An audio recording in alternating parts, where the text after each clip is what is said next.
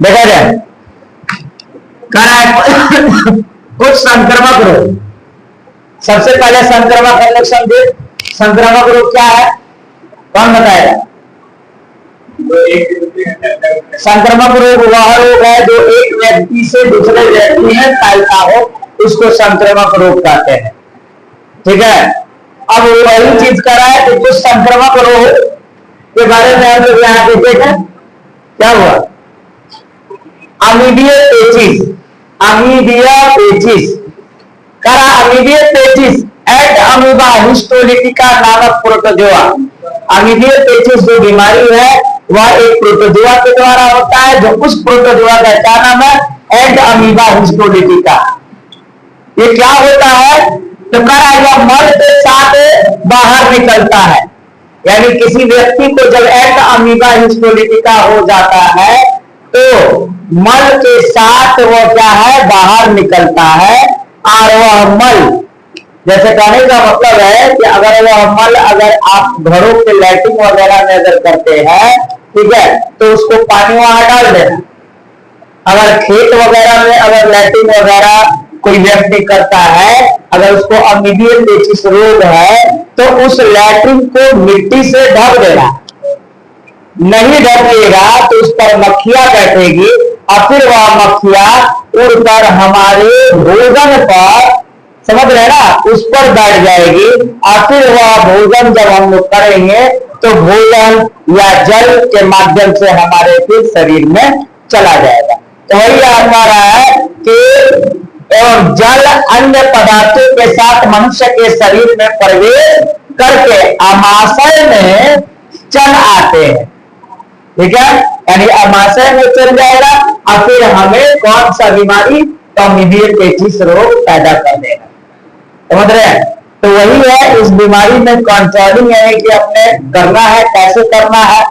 तो एक ORS का घोल वगैरह जो होता है उसका अपने से भी बना सकते हैं। वो क्या करना है कि एक गिलास आपको पानी लेना है और चुटकी भर सिंदूर नहीं डालना है, चुटकी भर नमक डालना है। ठीक है, कौन फिल्म में करा है? चुटकी भर सिंदूर, तुम क्या जानो, है ना, रमेश बाबू। हाँ, तो चुटकी भर सिंदूर नहीं डालना है, चुटकी भर नमक डालना है, 1 चम्मच चीनी डालना है और उसके घोल को क्या है? मिलाना है और मिलाकर हर 10 मिनट पर थोड़ा थोड़ा सा पीना है। ऐसा नहीं कि बना लिए और फिर गड़गड़ फिर पी लिए तो फिर रोटियां लेकर क्या करना होगा? फिर दौड़ना पड़ जाएगा। ठीक है, तो उसको हम लोग क्या करेंगे कि धीमा गति से, यानी कुछ कुछ समय के बाद 10 से 15 मिनट के बाद थोड़ा थोड़ा हम लोग पिएंगे। ठीक है, तो ये कंट्रोल हो सकता है। अपने आप को साफ सफाई वगैरह, घर को भी साफ सफाई वगैरह हमेशा रखने की कोशिश करेंगे। ठीक है, खैर, तो ये अमीबिया है ना पेचिस है। नेक्स्ट का है लक्षण। लक्षण में है पेट का दर्द, मल के साथ रुधिर युक्त म्यूकस, यानी मल के साथ ब्लडिंग, थोड़ा सा हल्का सा रुधिर आएगा। ठीक है, कभी ऐसा भी होगा कि मल के साथ पतला, मल के साथ उल्टी, वोमिटिंग यानी कि उल्टी वगैरह हो जाएगा। समझ रहे हैं? तो ये सारा चीज अगर हो जाता है तो हम समझेंगे कि लगभग हमको कौन सा बीमारी? तो अमीबिया पेचिस हो गया। तो इसको हम लोग कंट्रोल करेंगे कैसे? आगे का लक्षण हो गया, तो लक्षण के अनुसार हम समझ गए कि हमें कौन सा बीमारी हुआ। नेक्स्ट करा है रोकथाम। क्या करा हुआ? रोकथाम।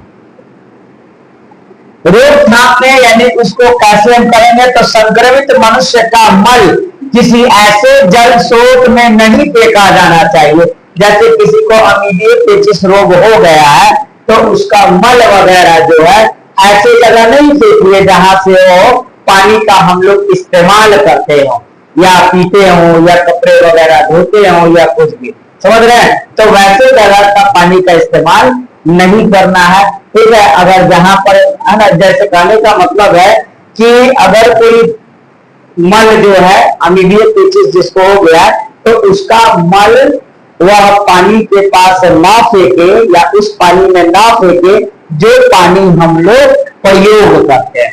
ठीक है, आगे करें।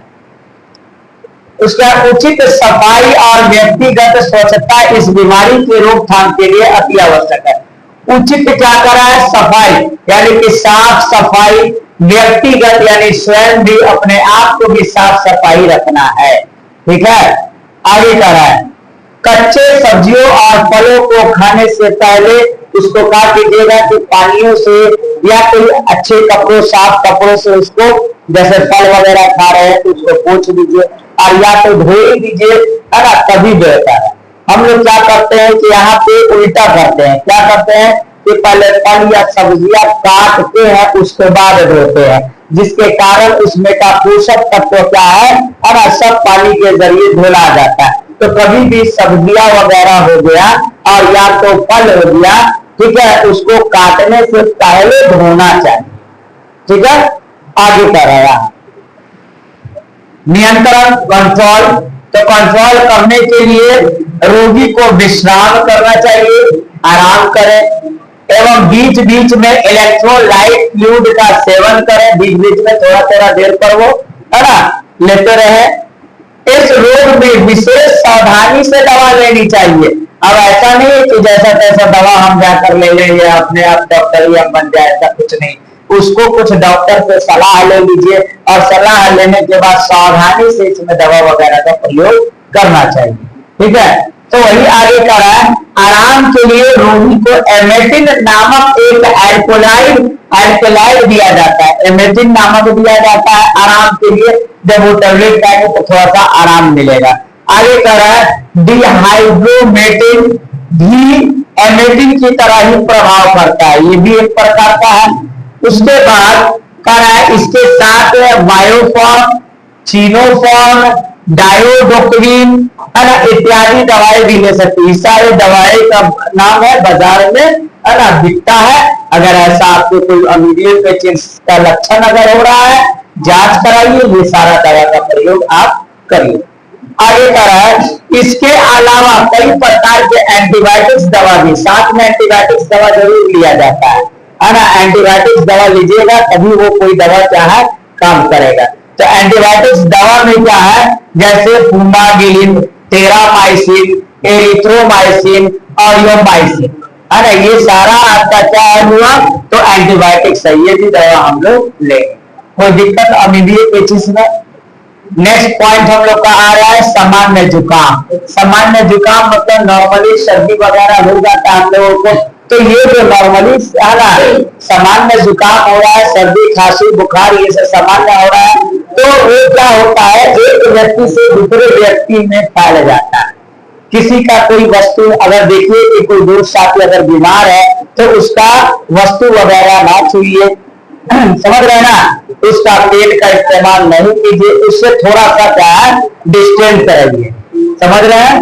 तो आगे कह रहा है यहाँ पे विषाणु के एक विशेष शाखा समूह है जिसे राइनो वायरस कहते हैं। राइनो वायरस वह जो एक से दूसरे में और विषाणु के माध्यम से फैलता है।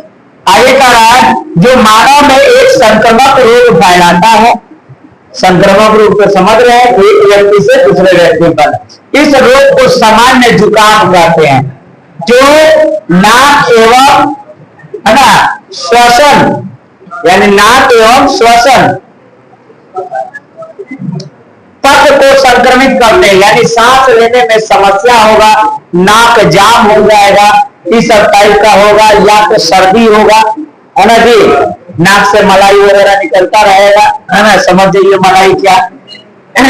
आगे इस रोग में कंठदाह, फटी आवाज, जैसे आवाज वगैरह फटा, है ना, गला अज जाना, ठीक है, खांसी, उसके साथ सिर दर्द, थकावट, ये सब 3 से 7 दिनों तक रहता है। इसको हम लोग हल्का में नहीं लेंगे, है ना, दवा वगैरह इसका कर लेंगे। ठीक है, आगे का संक्रमक व्यक्ति का पेन या कोई वस्तु या किताब या कंप्यूटर का कीबोर्ड वगैरह जो होता है, अगर कोई संक्रमित व्यक्ति अगर यूज कर रहा है तो वह कीबोर्ड का अगर यूज करते हैं हम तो बहुत तेजी से हमने फैलता है, समझ रहे। तो ये सारी चीजों से हम लोग, है ना, बचाव अपना करेंगे। ठीक है, उतार लीजिए, कोई दिक्कत